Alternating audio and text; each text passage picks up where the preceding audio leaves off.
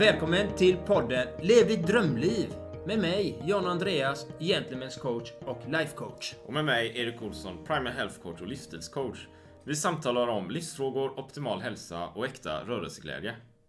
Vill du veta mer om oss så finns vi på sociala medier samt gentlemanscoach.com samt på twostrongarms.se. Och då var vi här igen då, Erik, på Entreprenörsgatan. Du var här igen då, John-Andreas, på Entreprenörsgatan, Kungsgatan 4, centrala Göteborg, flexkontor.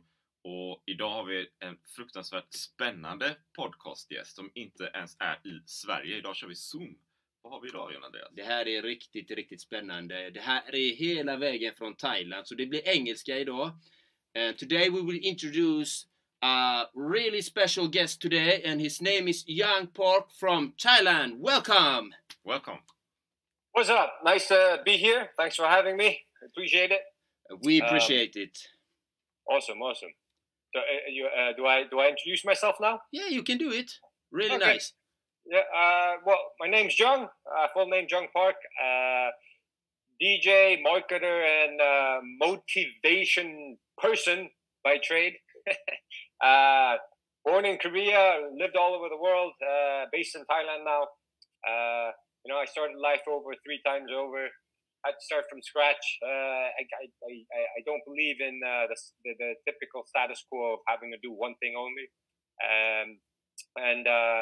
My mission is to curate positive experiences for people, primarily in the fields of personal growth, entertainment, and getting a message across, sharing an experience. Yeah. So I dabble in events, content, and therefore marketing fits in that mold as well. And yeah. That's a summary intro. Yeah, and that is why we have invited you to this podcast. That is called Live Your Dream Life. In Sweden it is called Lev ditt drömliv. And I wanted to talk to you about mindset and how you think about mindset and why that is so important in our lives. Well, I believe primarily the most important factor about mindset is two. It's a 2-part factor. Part one is the way you think is your thought process, and it's a habit. It's a habit, and because it's a habit, you will execute a repetition of what you're normally used to without thinking. And number 2 is your habits become your reality, and therefore the way you think is how you will manifest your reality. And then I apply that principle to just your behavioral habits and how I use the term hack your behavior as well. But it all does really start at mindset, and it's a very commonly preached notion. A lot of the legends in our marketplace today, from Gary Vaynerchuk to Grant Cardone to Tony Robbins. I mean, they all talk about mindset. It's just how you resonate, who a consumer resonates better with, and how they relate to a person and their experiences is how they can sort of take the message and apply it. And also from personal experience, I realized and learned that, that it's that one thing where when you look back at the things that you're not happy with in your life, and you realize instead of when you manage to go, okay, it wasn't because of this and that and this and that, it was actually my fault. Yes. Exactly. And when you start with that, you start to realize, really, hold on. So just by thinking how I change, like my emotions change, and how I look at myself change, my confidence level changes, and therefore in effect, it changes your behavior and what you will do tomorrow. For me, it's mindset's a huge thing. I think you agree, no? I agree, totally. Yeah. And awesome. And how did you first discover the mindset principle? Well, I think now, I'm 42 years old, so I'm not young anymore.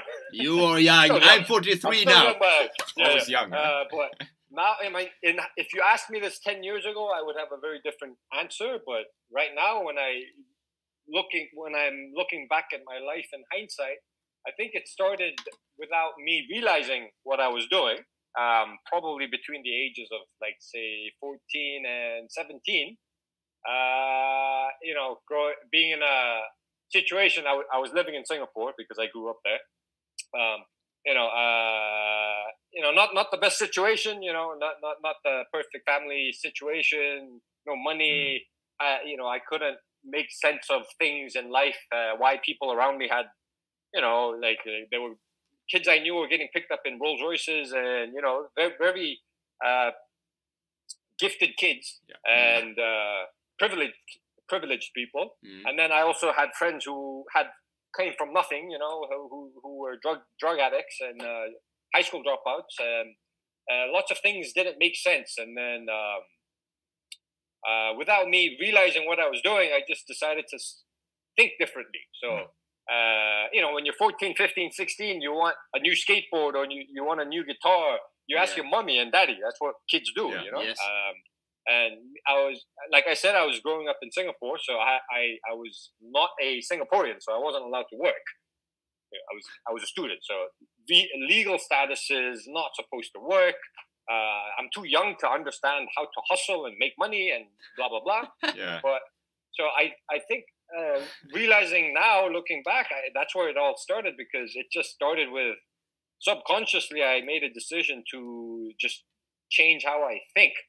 And that led to somehow making money. And I was hustling things from fake IDs to getting underage kids into clubs,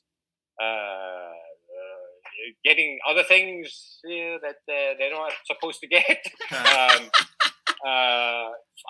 finding every loophole possible in the legal system. I remember somehow I ended up at the American Embassy, and I paid a fee to join a summer camp program that allowed me a specific loophole to apply for a part-time job legally. So that was another way I decided to make money.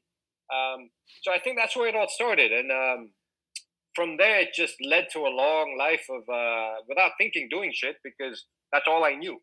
Like, I knew that the only ways I bought my skateboards that I was a skater then. Yeah. So the only way I could buy a skateboard is I had to make my money.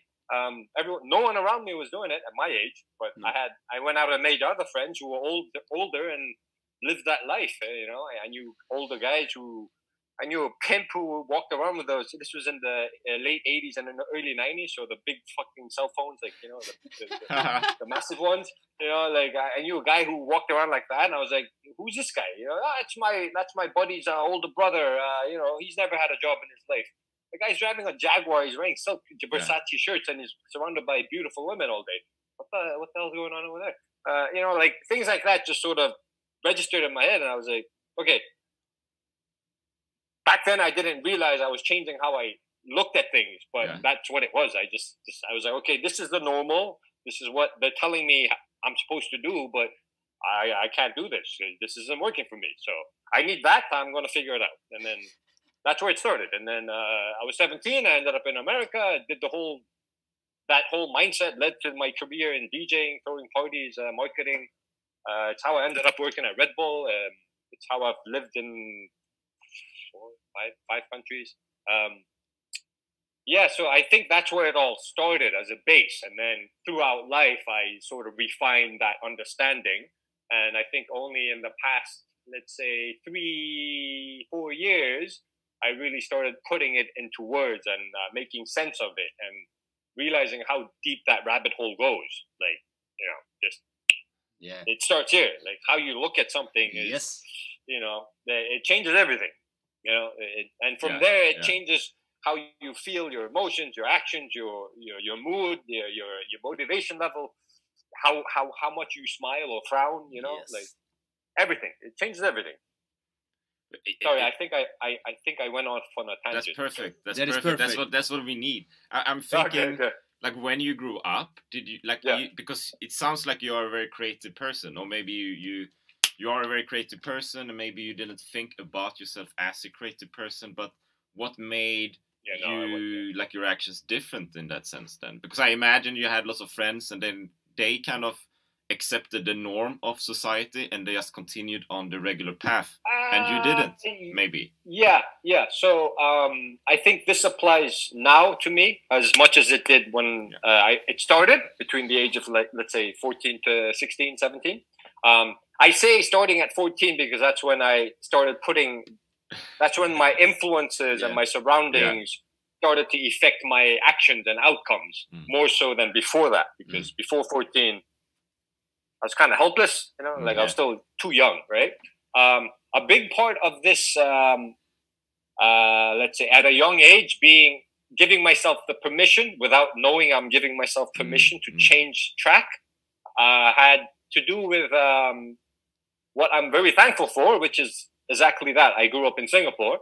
I was raised in private schools. So my parents, bless them, one thing I'm very thankful for is our family couldn't really afford it, but they were very adamant on putting us in private schools instead of local schools in Singapore.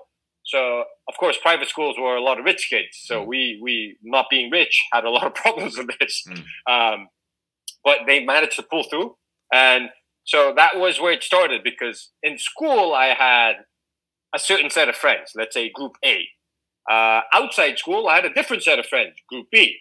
And then I started leveraging things between these groups.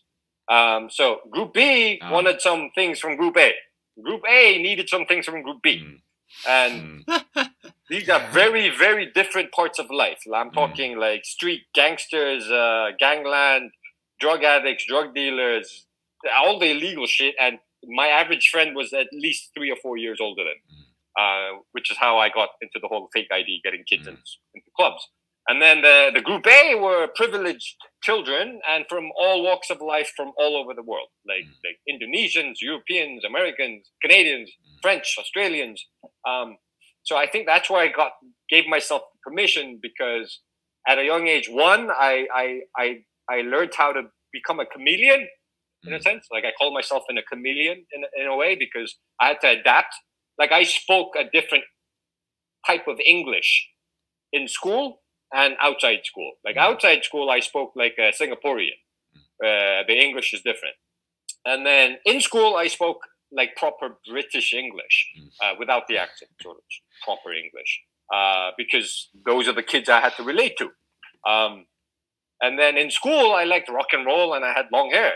Outside school, I was listening to NWA hip hop and going to clubs, and, you know, like, so that's where it started, because at a young age, I understood that you had to adapt and become different, put different masks on.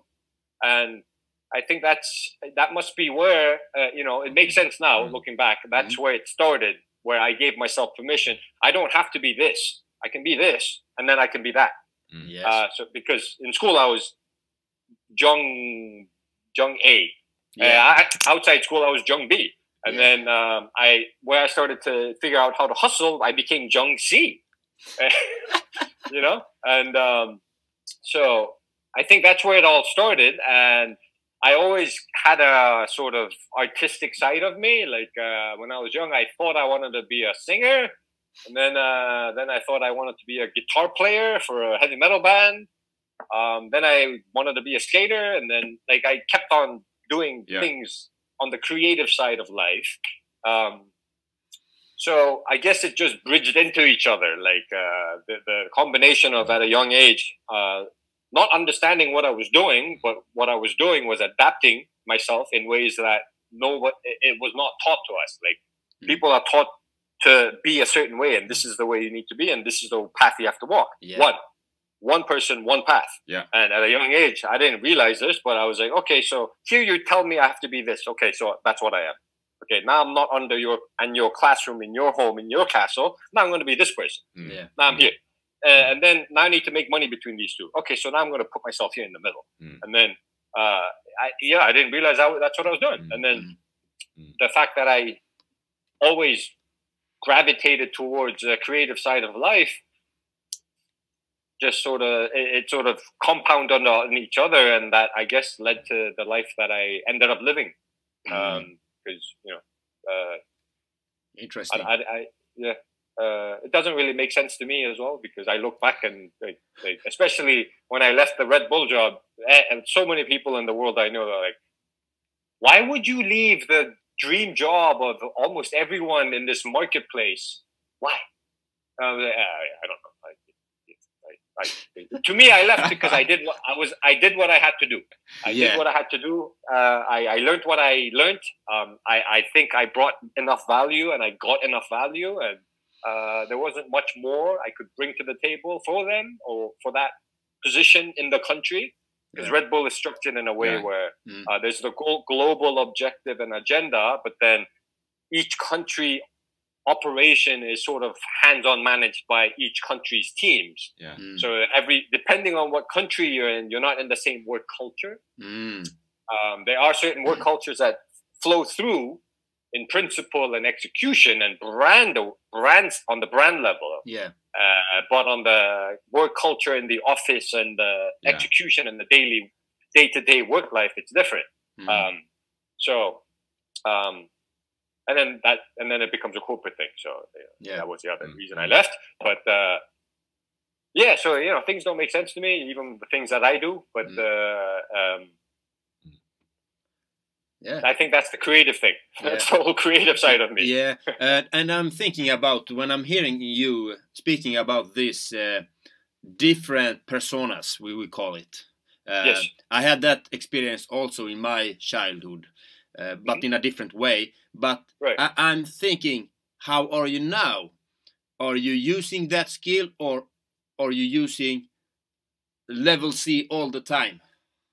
No. I have multiple masks my whole life. I have a funny story on this. The longest time I had to put on a mask, which led me to a point where this is a big reason why I left Korea. I was in Korea for 12 years.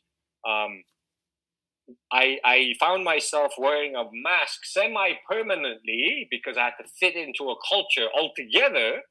And that ran 12 years, and the mask got too attached to me. So that was a funny story. Like, don't wear one mask for too long, because then it takes over you. Yeah.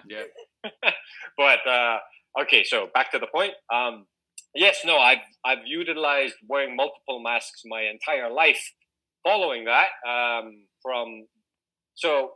quick summary: I lived in America, Canada, so Singapore, America, Canada, Korea, Thailand.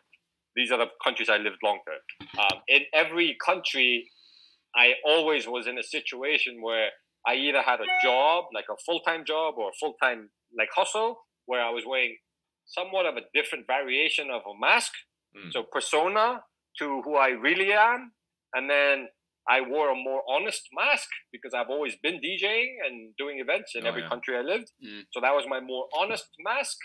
And the in-between mask has always also been there because I've always had to do some sort of hustle because, I've never lived a life relying on one source of income. Various types of hustle from legal to not legal a little bit. But that's so I've done it my whole life, and I believe it's a great asset. And I don't speak about it much. I speak about it in a different way because I think it can be lost in translation to some people, because when you say you have to be a different persona, it might be taken in the wrong context. So if I were to sort of recommend utilizing different personas to other people, I would say you need to learn to adapt. Gary Vee says it the best way. He says it strictly in the marketing context. And he always says, the customer decides, not you. The customer decides, not the brand. Like, you don't decide, the customer does. And what he means by that is you have to adapt yourself, your entire operation, the way you speak, the way you create your content, the execution, everything in your marketing, logistics, and execution has to be designed based on how the customer is taking it and how the customer is acting.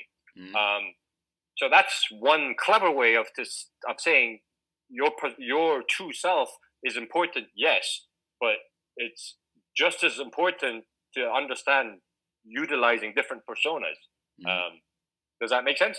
Yeah, I understand what you are saying, and I have discovered that too. But now I'm into be my authentic self all the time. Right. Always the That's same. a good thing. Always the same, independent of who I meet or what I do, and that's a better way to live. To be honest. because then I'm always true to myself and always true to those that I meet. Right. And we cannot have all friends. That is the truth. Yeah, of course not. So those that doesn't like me, okay, bye. And those that like me, you're welcome. Right. So just to clarify, me wearing different masks and personas doesn't change my principles. So my principle, my rules, my ethics never changes. Yes. However, how I maybe speak, how I act, or certain things like nuances, those things change. And so basically, that's what I mean by me having different personas is I adapt to the person, the situations, the environments in ways that without compromising who I am. Yes. I have to change, like let's say at one job I'm wearing a suit and I put glasses on because I know I have to, but I only do it if I have to.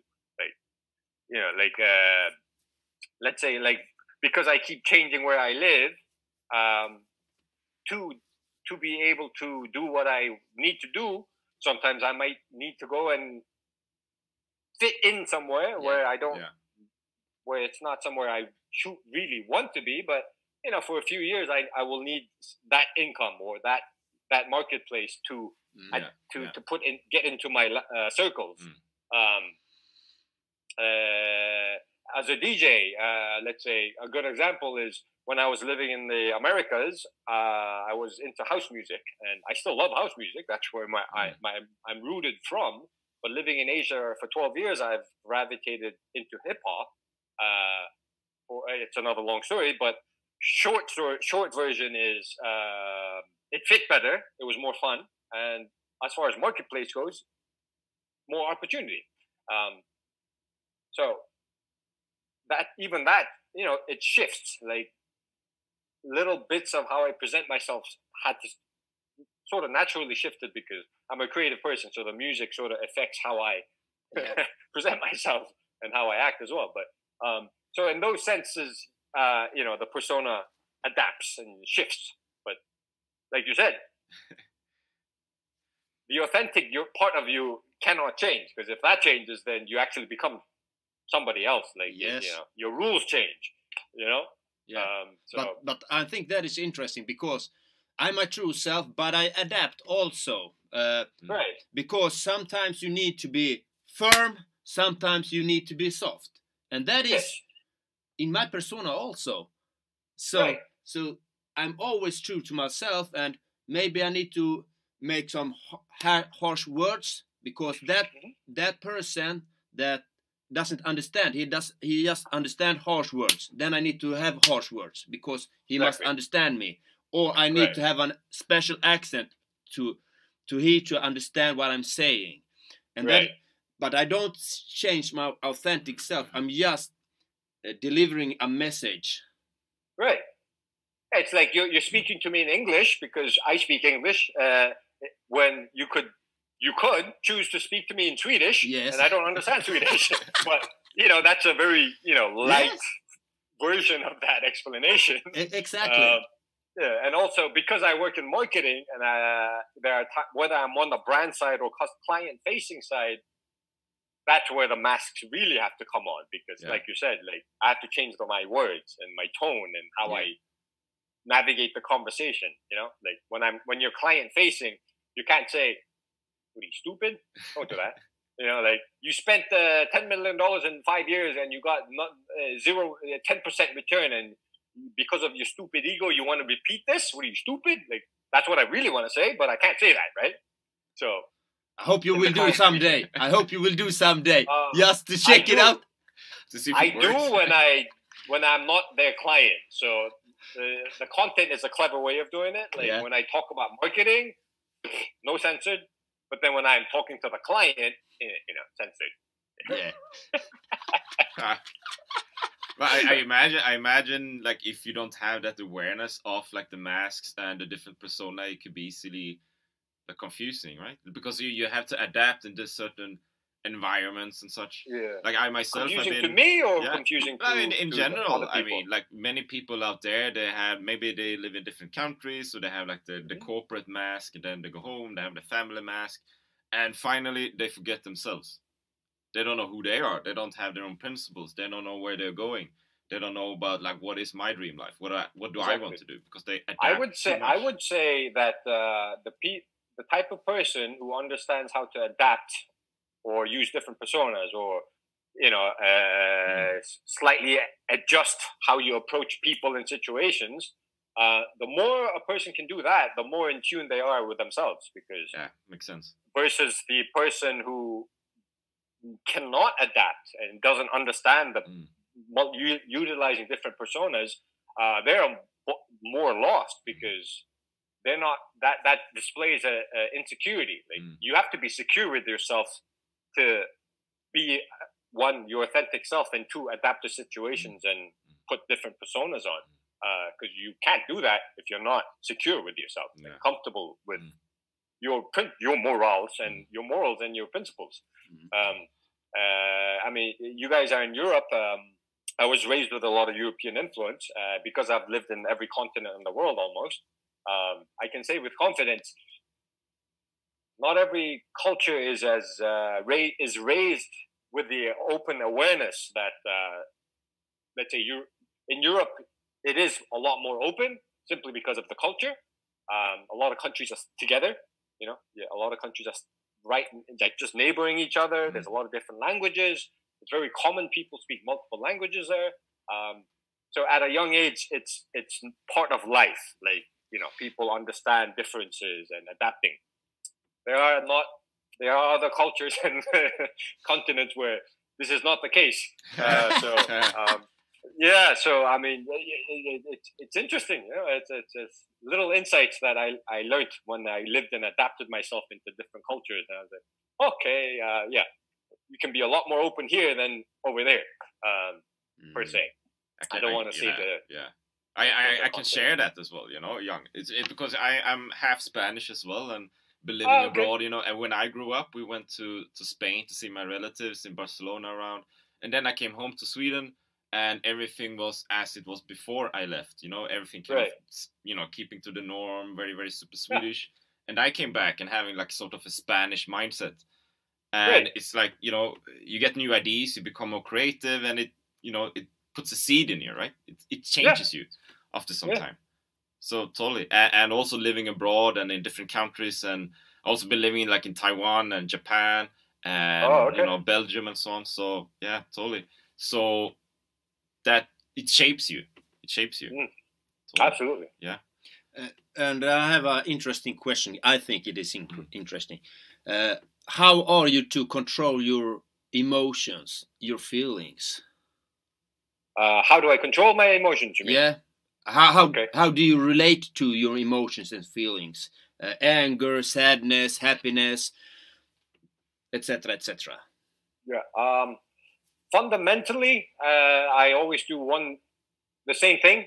And the first thing I do is I weigh how much, whatever it is that is bothering me or will bother me or could bother me, as far as emotions go, how much of it makes a difference. So that's my first problem. First filter is, does this matter? Like, yes. It doesn't matter how sad I feel or how hard or easy or minor or major, where it affects my life personally, socially, professionally, whatever. How much does it matter? Like, really, how much does it matter? Does it change my livelihood? Does it take away all my money, or does it prevent me from ever doing work that I find meaningful? Like, if it's not at a massive impact level, then I immediately remind myself, doesn't matter. Yeah. And So that's my first level of filter to sort of, remind myself, okay, this is bothering me, but it doesn't matter. Like, this doesn't matter. This is just opinion. This is just emotion playing tricks on me. Or it's an influence that I let get into my head. And now it's affecting my emotion. So as soon as I establish that, I trick myself in a way, because I play a lot. I use a lot of mindfuck behavior hacks. Mindfucks, yeah, you could say it like that. For me, it's behavior hacks and tricks. So I'll play out a day right now. Like, let's say something's bothering me, and I remind myself, wait, does this matter? Nah. Ultimately, on the big picture, it doesn't matter. But I'm still feeling like shit. Okay, but now I know it doesn't matter. So let me go and do something that makes me feel better. So I'll go work out. I'll go to the beach for 5 minutes. I'll go drive around for 30 minutes. I'll say, I'm going to put everything on hold. I'm going to work on music for about an hour. Anything to trick my mind into doing an action that makes me happy. And then that's my phase 2. And then after that, usually I'm good. Because I already consciously made a statement that this doesn't matter. It's not going to change anything important in my life. So whether it's an opinion or an insult or a business deal gone bad or financial situations, or I have to move and start over again. Thankfully I've gone through all this enough times. So so it's easier for me to go, oh shit, okay, now shit's hitting the fan. I'm getting fucked. Okay, what do I do about it? So yeah, if it's not important, I just go through a series of necessary steps. If I need it, if I still feel like shit after realizing it's not important, then I just go and do something, like work out or utilize an action that will help me feel better and take my mind off it. And then usually if it comes back again, it's a lot easier once I've done this at least one time to go, all right, no, push that away. And it doesn't get back in. Now, if it is important, because sometimes, some shit happens and it will affect your life. And then I sort of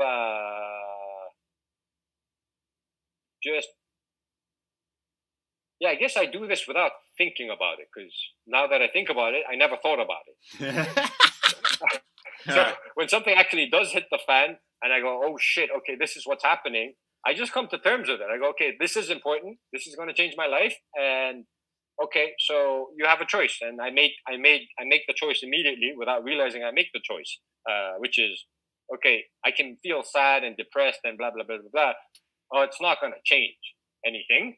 It's not going to change what's going to happen tomorrow. So what will happen tomorrow is what I do about it. And I just go put all my energy into what I need to do. I think, unfortunately, having to lose everything and starting over 3 times in my life and having lived in many places, every time I moved, by the way, this did not mean I'm moving because a job moved me to another country, or a family moved me to another country, or my wife that I don't have moved me to another country. It was something happened and I had no choice. I had to move and start over, basically. Start in a place with no friends, no job security, no nothing, no bank account, no legal status, nothing. Because I've gone through that, it's made it a lot easier for me to do that. And also those experiences have made me realize I wouldn't be here today if I didn't do what I did, which was, oh, fuck. Okay, fuck, it's happening. What are you going to do about it? Cry? That's not going to help. Sad? Not going to help. Call your friends. You might feel better for 5 minutes. Still not going to change anything. What will change something? What are you going to do about it? Yes. Get ready. Take your steps. Minimize the impact, the negative impact that it will take. So, okay, it's going to happen. This is what's going to happen. I'm going to keep it there. What do I do? I'm going to go get it.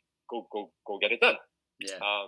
And usually when you're going through a difficult time, by focusing on what you have to do to get around it, you don't have extra time or energy to get sad. Like, I can say this from personal experience. If you're going through a crisis, you don't have time to focus on, oh my God, this, that, and poor me. You don't have that time. You're very tired and exhausted, putting all your time and energy into doing what you got to do. Survival mode.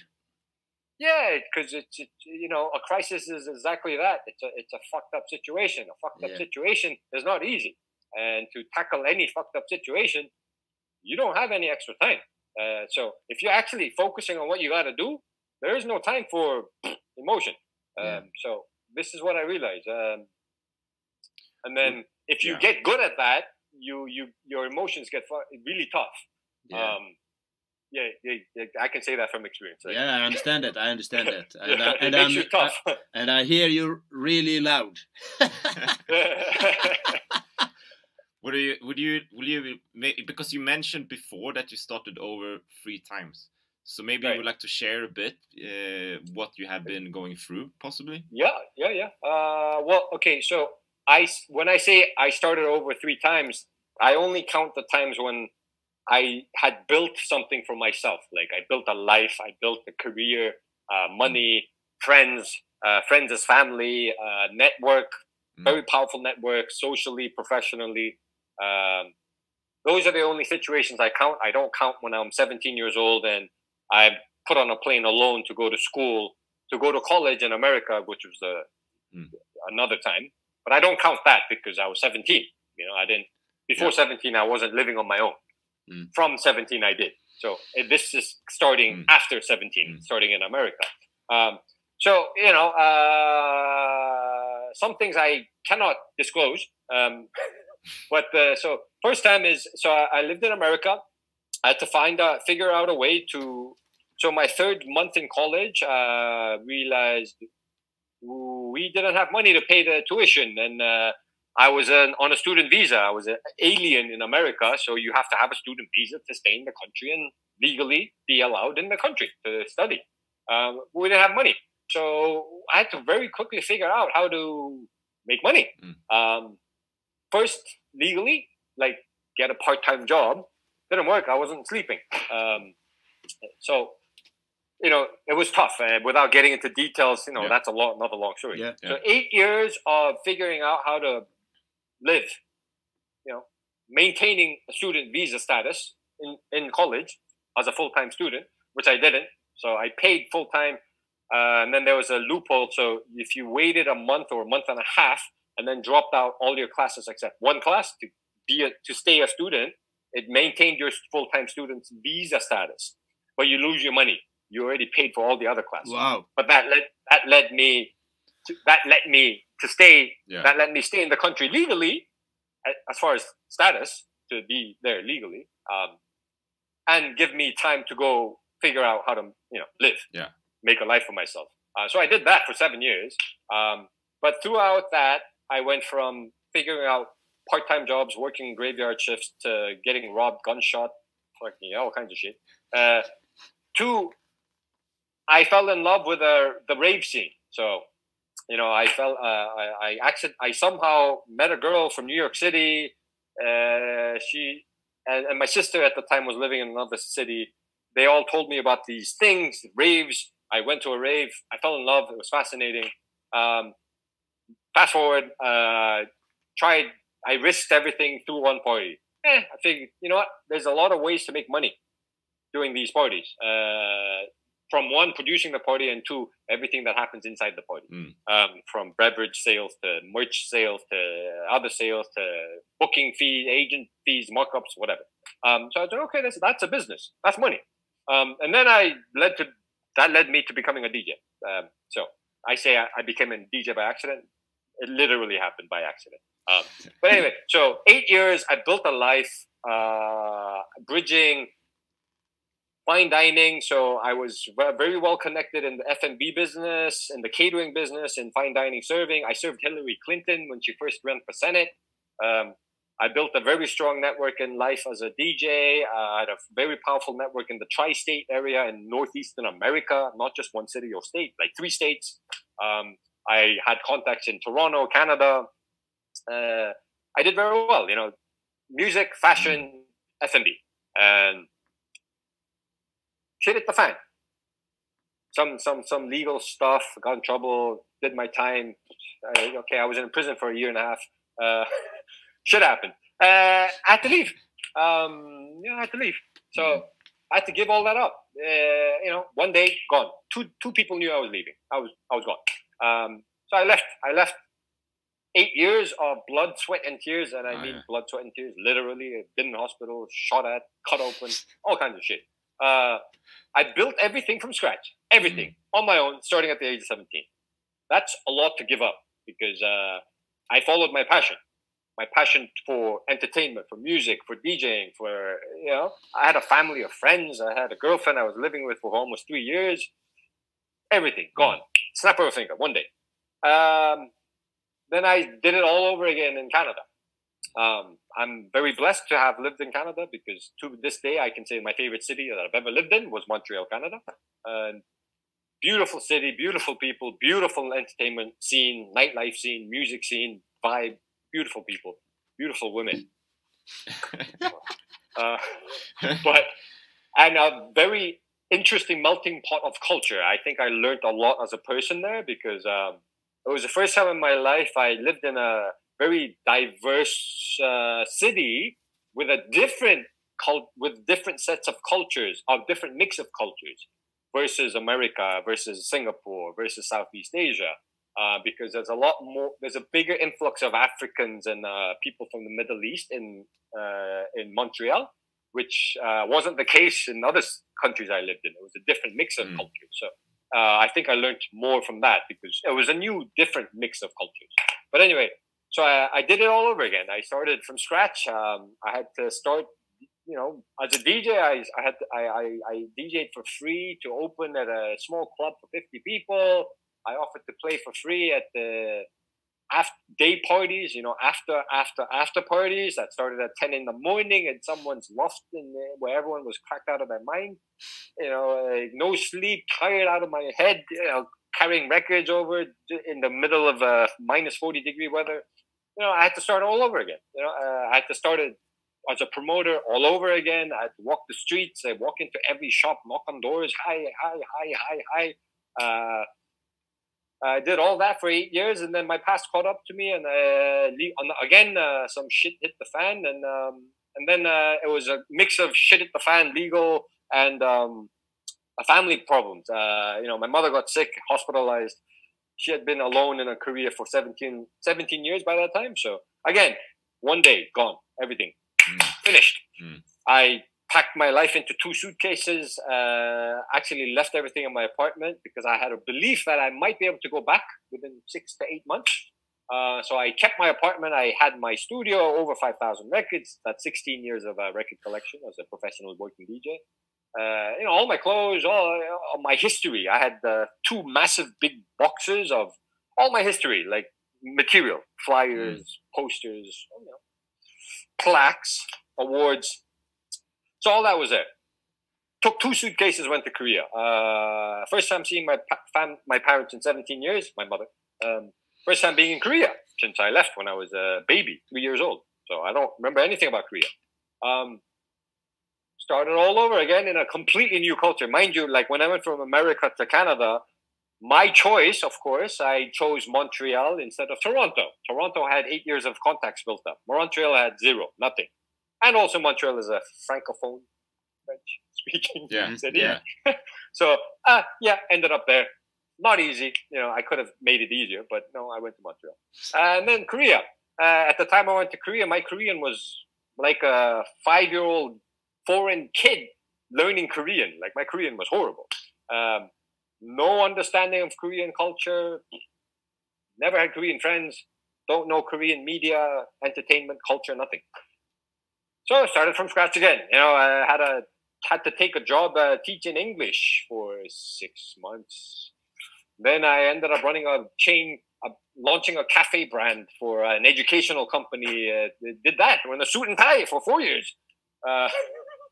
All throughout that time, I slowly learned. It took me longer because I had to learn a completely new culture, lots of innuendos and unwritten rules and very big headache. But I had to do it all over again.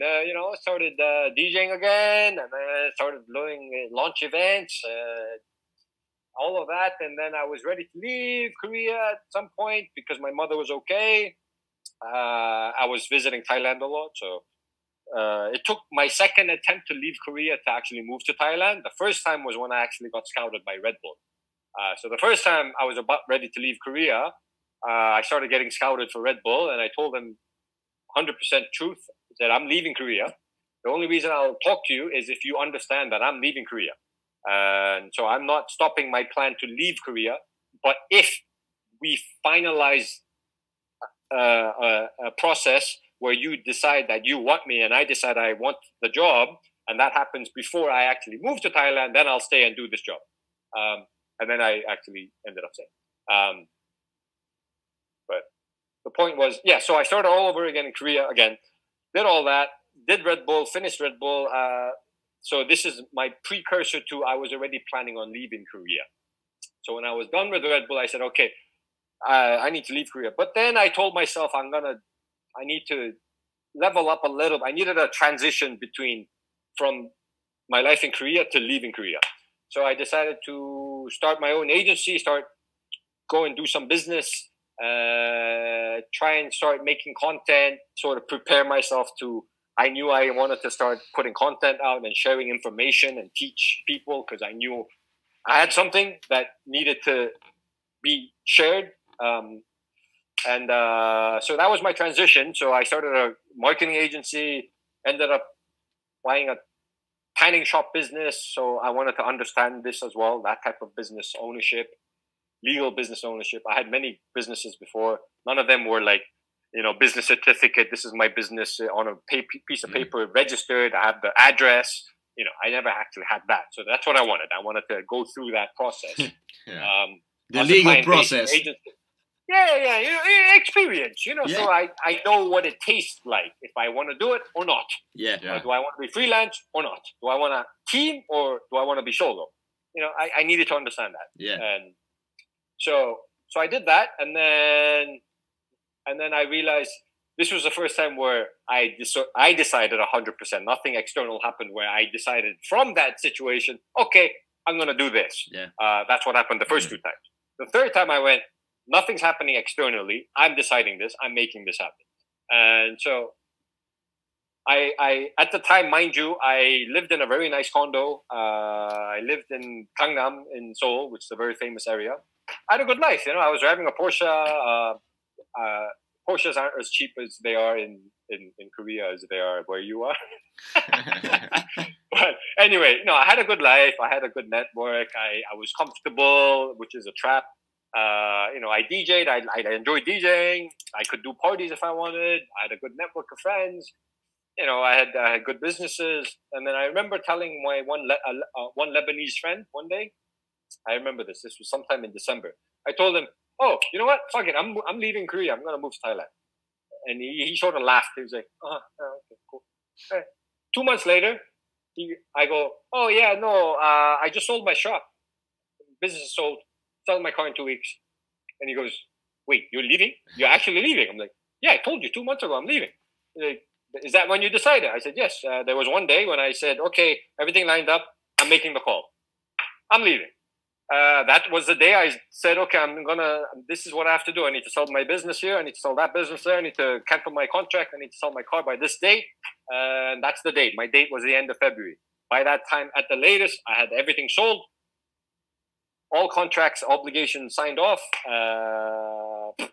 Sell everything else that I own, that I can now live my life out of 2 suitcases.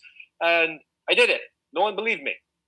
Because in Korea, I wasn't surrounded by the same types of people as much as I was in Canada and America. If I said what I said in Korea, in America or Canada, a lot more people would have believed me. But in Korea, like I said, I had to live with a bigger mask on, more full-time, because I couldn't survive in Korea without doing that. It's a very... You lived in Japan, you said, right? Yeah, I did. So Eastern Asian culture is a little more tricky. Yeah. And it's a double-edged sword if you're from there. So I'm Korean, but I'm not Korean. So this played a tricky situation for me. Yeah. So I had to do a lot of in-between-the-line things to fit in. But yeah, and because of the way the culture is, and because of the fact that not many people really knew me for as 100% who I was, because I couldn't show it all because it would have scared them away and shocked them. Oh my God, it's not accepted. This is not normal. That's how Korea is, and in the majority, they are the cool people, open-minded people. Yeah. But yeah, so within a course of like 2 to 3 months, I said, time to go, and I took my life and minimized it into 2 suitcases.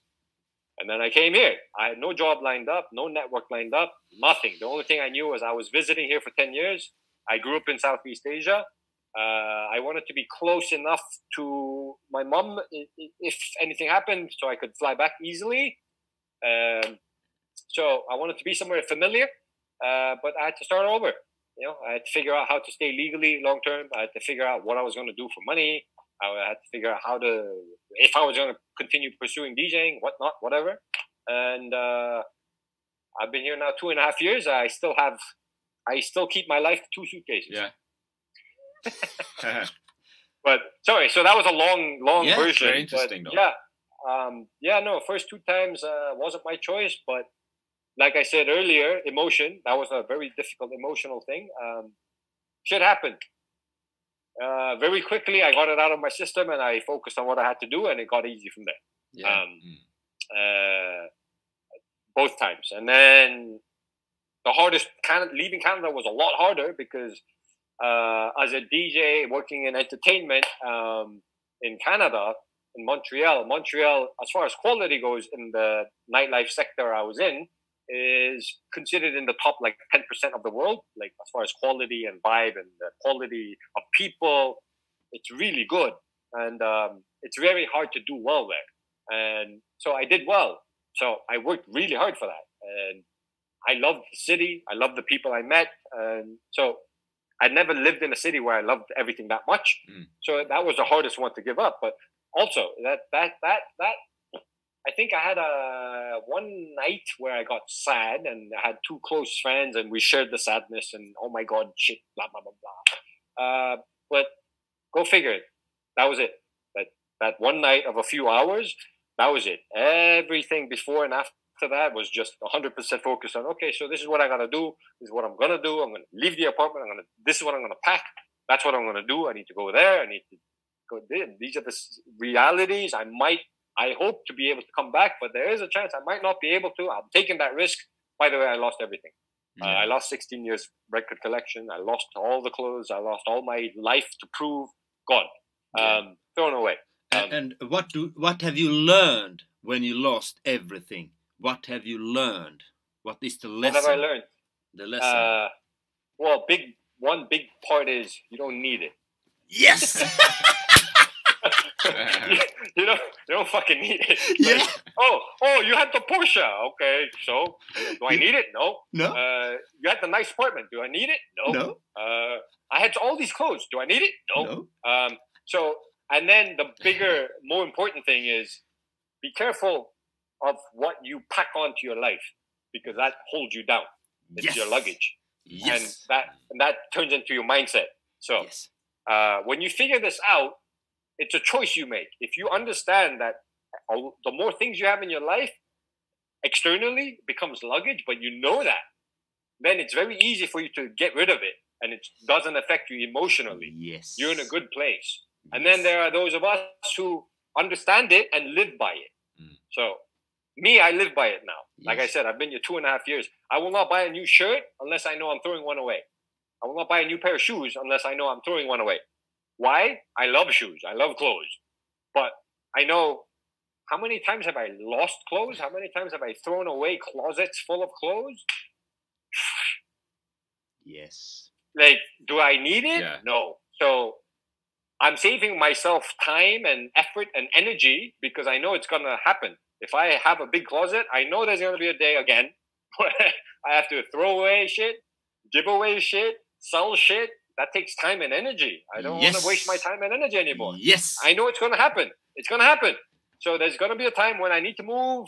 I'm going to need to move countries, or I'm going to need to move apartments, and I'm going to realize, oh shit, I have to spend a day posting this shit to sell. I have to spend a week packing this shit and sending it over here, over there, blah. Like, fuck that shit. I'm done. So yeah, no, it's luggage.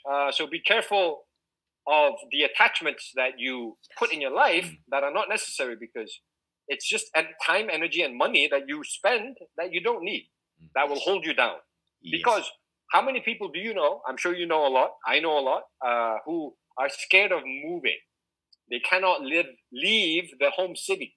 They have never lived in another country. Yes. The number one reason why they cannot is the first conversation that starts internally, which is, yeah, but what about my family? What about my house? What about my cars? Because they were stupid. They had 2-3 cars. Sure. What about my bike? What about my pet dog? What about my cat? So they stuck there. Yes. They cannot go beyond that stage. Yes. And that's why I say it's a trap. It's a trap. Be careful what you pile on your life, because it's a trap. You know, it's like creating it's a trap, and also a prison. mechanism and trick that tricks them into believing that you're happy and you're doing well, because you were told by movies and TV and your neighbors that that's what you need to do to live properly. Yes. This is your life. That's how you're supposed to be. And then you're 40, 50 years old. You never left your continent. And you never learned that, hey, I can do more. You know, like there's more to life than, you know, my backyard. And you can have a Porsche, but don't have attachment. Exactly. Yeah. So if you have a lot of things, but you know, hey, at any given time, I'm okay selling it, losing money on it, throwing it away, not having it anymore. I'm okay with that. I know it's okay, because I make who I am. Exactly. And that's the other most important thing is, I lost everything and started over 3 times. Yes. But I never lost anything important. I did lose many things that are important, like, you know, proximity to my close friends. Like, I have a very close friend in Montreal that, you know, I still talk to. He's still my very good friend. He will be for the rest of my life. But I realize now, I didn't lose him. Like, he's still there. Yeah. I'm still where I am. We can catch up whenever we want. Yes.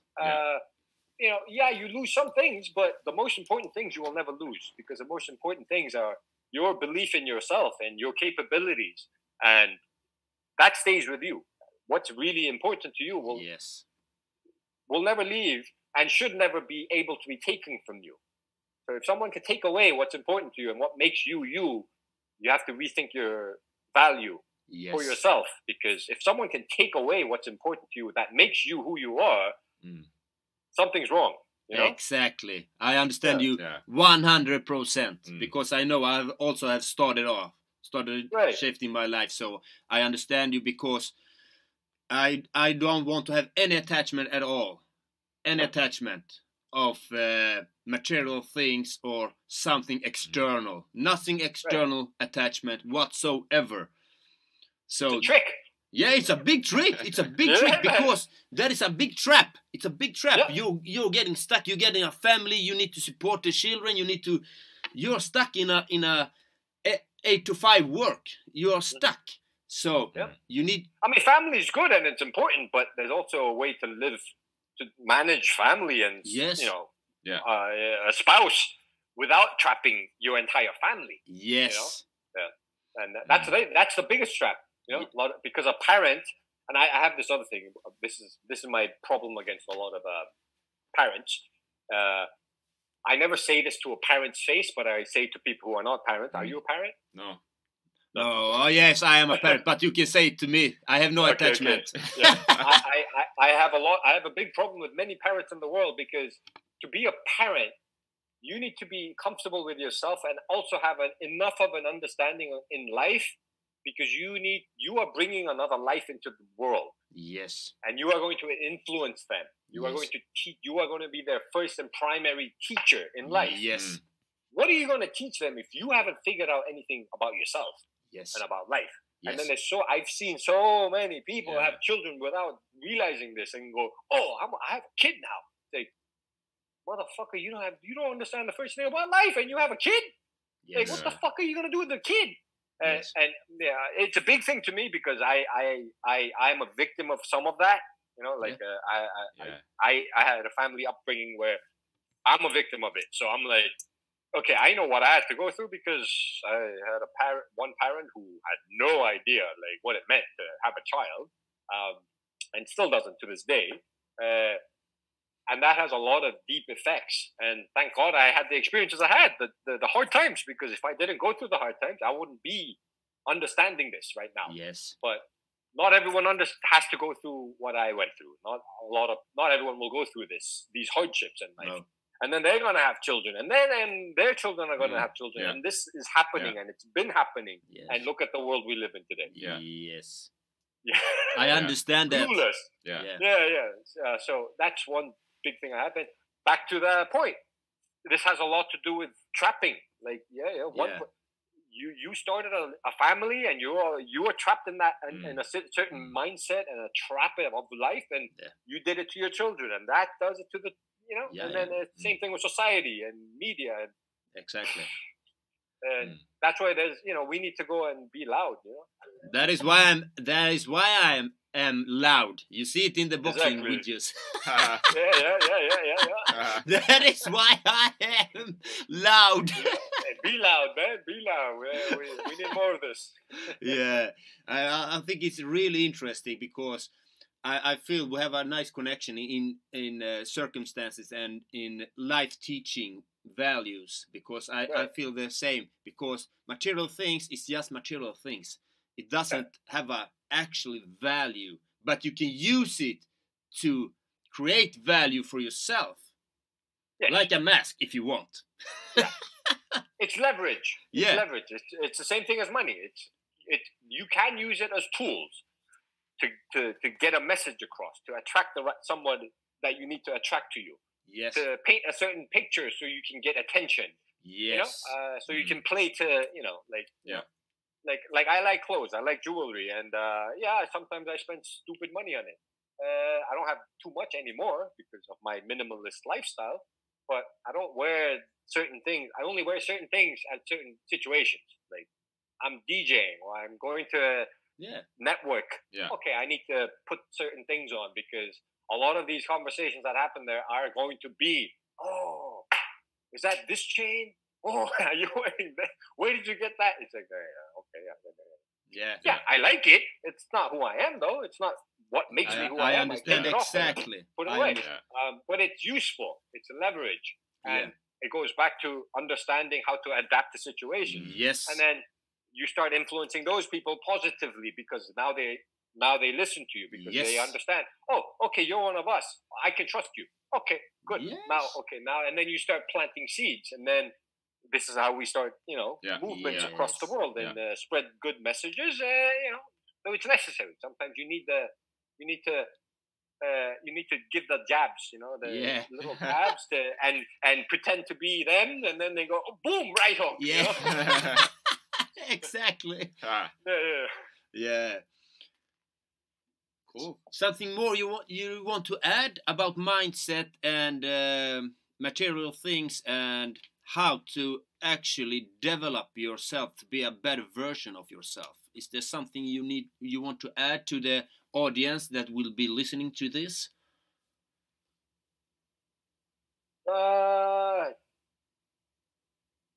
Every question, every doubt, every challenge in life,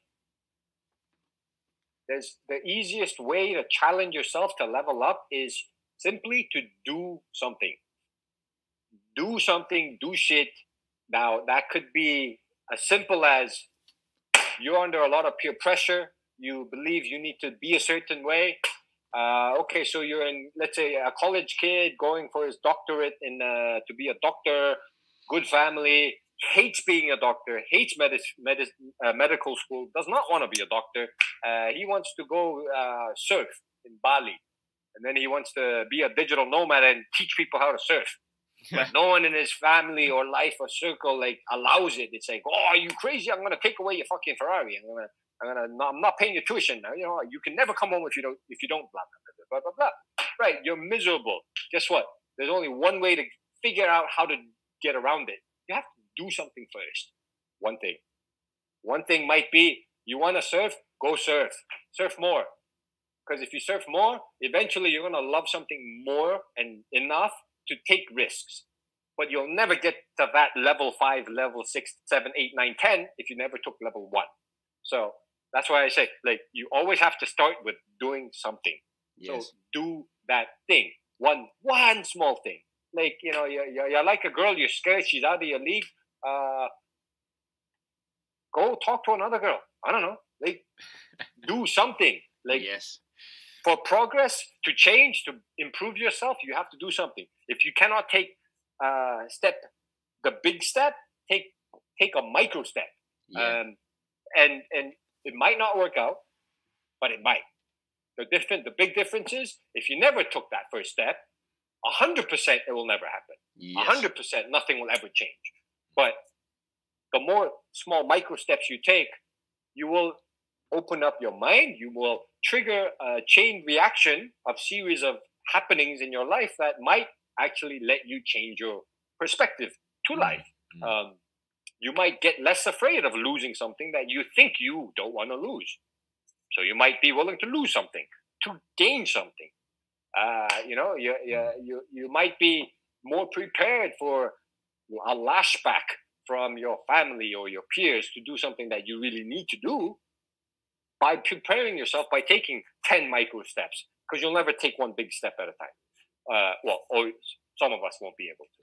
So, you know, like, yeah, I think that's one thing. Just last thing I would add is take the smallest step possible to test yourself. Yeah. Yeah. You have an itch, test it. Test it. You're scared, test it. It feels good. You know, it's like the same thing as you know, like skydiving or bungee jumping or water skiing or anything action sports, adrenaline bringing. You're scared the first time you do it. You don't know what it is. You're nervous. But as soon as you do it, how fun is it? You know, as soon as you do it, you're like, oh shit, that was awesome. Yeah. And that's the same thing in life, in work, in profession, in personal life, in family, in peer pressure, in breaking the mold, everything. Test it. You know, you're scared, test it. If you think you suck, test it. Well, good, you suck. Okay, now you know. Yeah. Yeah. I agree. That was hard. Yeah. That was hard. This is going to be really hard. Okay, do it. Test it. Exactly. You're right. It's hard. Don't do it. Now you know. But, Exactly. hey, what if it wasn't that hard? Yeah. What if you're okay with it? Yeah. Oh, wait a minute. So, okay, I can do that? Shit, okay. You know, and then your life starts changing. And then you free yourself. And, you know, like the greatest minds in the world, it all started with one little thing. One little seed, you know? Yes. So, like, fuck, like, man, yeah. let's all level up a bit. Yeah, yeah. Enjoy yourself at least. do it. You know, Let's live level a up. better life, live a more happy, fulfilling life. You know, Exactly. whatever that means, whether it's money or whether it's fame or whether it's just freedom or weather or food or whatever. You know, like, makes a big difference. Yeah. It's like a journey, right? It's like a journey, basically. Like in my story, like I followed what I thought I wanted to do, and like the careers and the studies, and I traveled a lot. I did, but since like the last 4 years, I quit my regular 9-to-5 job completely. I just left and went and moved back to my hometown to build something, and that was Right. like your story, right? Because that was the first time I dared to try something different, dared to try my niche. Like, okay, so I have this idea, I want to try this thing, I want to build this platform, I want to become this digital nomad, I want to travel to this place. Rather than like before, I did travel a lot as well, but then, like, you know, my job ended in Spain, I needed to move, like something like external happened to me. Rather, like these last 4 years been internally, what do I want to do? And how can I try these things, you know? And then every time I take a step forward, you know, I also face fears, because, you know, you face fears. What will happen? How will this affect me? How can I break out of it? And then you learn and adapt. And then you take the next step and the next step and the next step. But you keep going. And you can't stop. It's too late. Yeah, because when you open your mindset, when you open like the lid, there's no, when you open Pandora's box, Yes. you can't put the you know, And you want, and spirit back. shit opens up, and you know, shit, what like, happened? yeah, like I remember a year ago, like I got a random, sudden, out of the blue, like opportunity for one championship. Like, you know, one championship. Yeah. It's trying to take over UFC. Oh yeah. amazing opportunity. And I told him straight off the bat, I was like, I don't think, I think it would take a lot for me to even consider taking a position like that and moving to a country to take a position. Like they wanted me to go back to Korea. So I told him right from the get-go, I'm like, I respect the brand, I respect the journey, I respect the mission. The role is amazing. It is an amazing role. I was like, but it would really take a lot for me to go back there. In my mind, what I was really saying was, there's no way you'll convince me. Yeah. I'm not taking it. Yeah. But I'm willing to play with it because Yes. I want to see how they. I do a sick, twisted thing sometimes called playing devil's advocate. So in that situation, that was my way of getting an insight into a company that I respect and admire.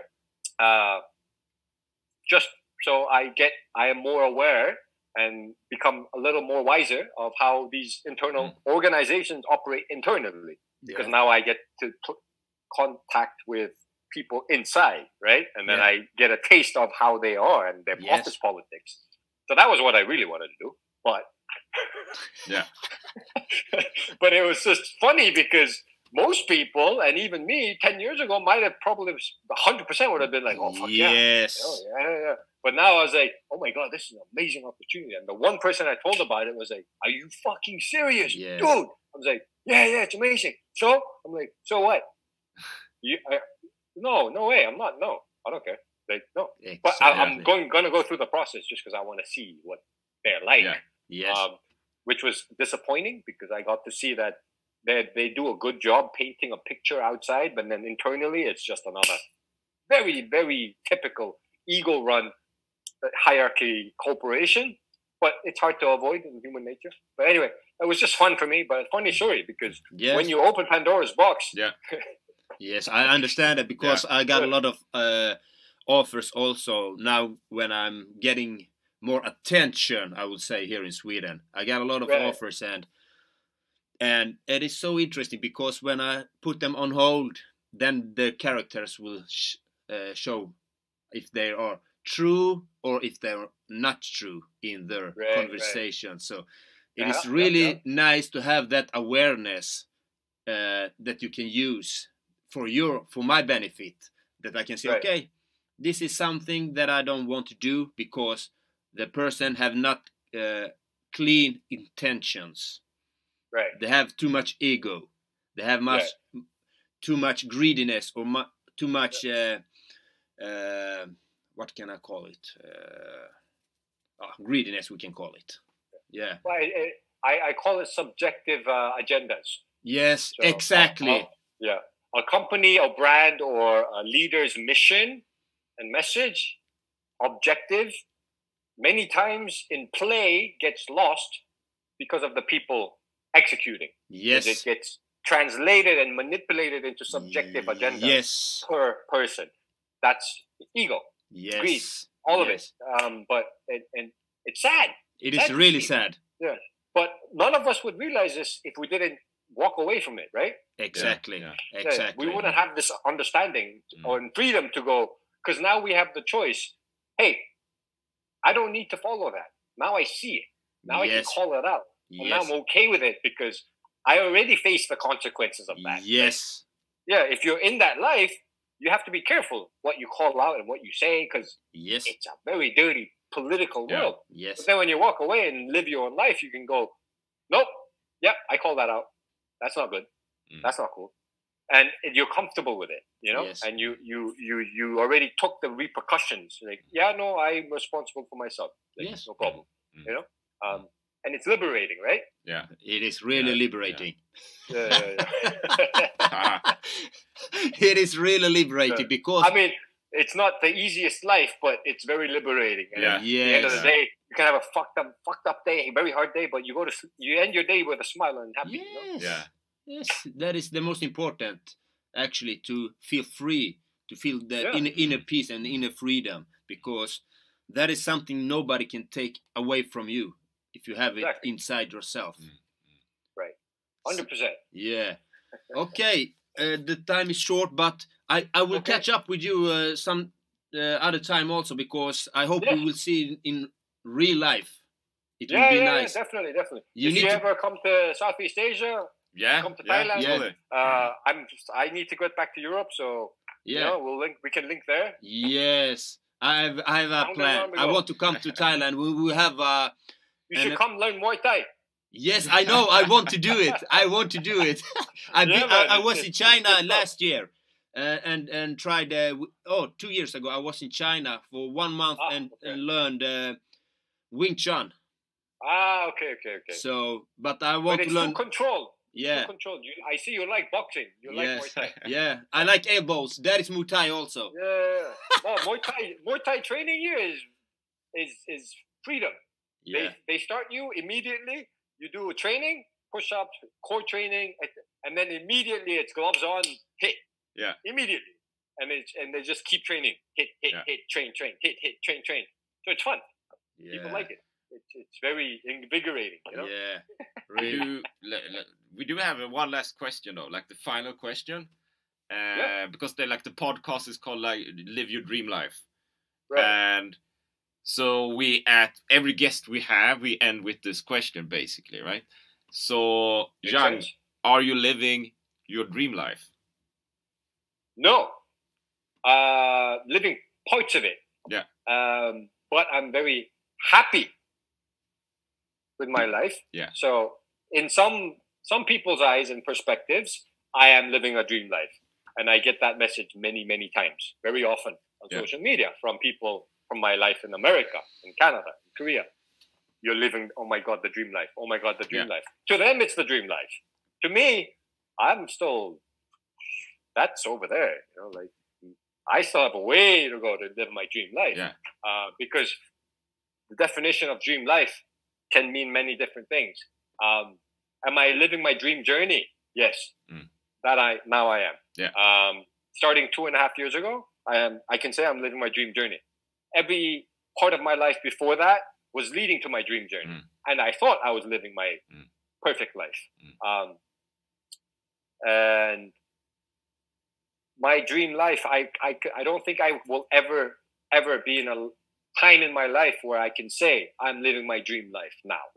I don't think so, because if I ever do say that, I think it's game over. No, it would not be. No, that's what I mean. Like, I can't say that, because if I say it, it's game over. Because it is depending on how we see about the dream life. I say I live my dream life, but I have goals, but I'm not attached to the goals.